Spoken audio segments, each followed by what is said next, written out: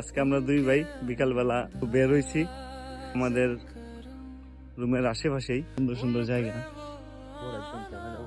আমরা এখন উঠে ফার্ম দেখাইমু, উট দেখাইমু, রাস্তা ঘাট পাহাড় যত কিছুই আছে সবকিছু শুধু পাথর আর পাথর।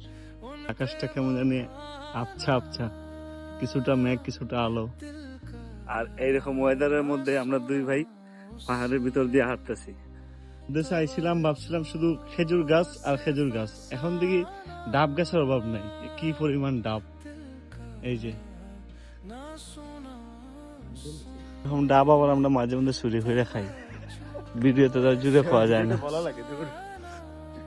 এই যে এগুলা গরুর ফার্ম, উটের কাছে নিয়ে যায়।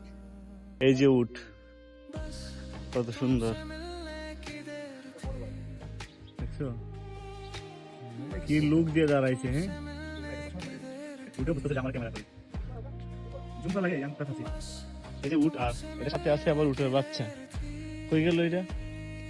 জি জি, বাচ্চাটা ইয়ে দেখা যায়। ওই যে এটা হলো উট আর খাঁচার ভিতরে উটের বাচ্চা। খুব ভালো লাগে না? আকাশটা সুন্দর, খুব ভালো। হ্যাঁ, এই কাছে না, এগুলা কিন্তু কামড় দেয় ভাই, মারাত্মক কামড় দেয়। দেখছো এটার অবস্থা, পরিমণির মতো কি ভাব নিয়ে দাঁড়াইছে।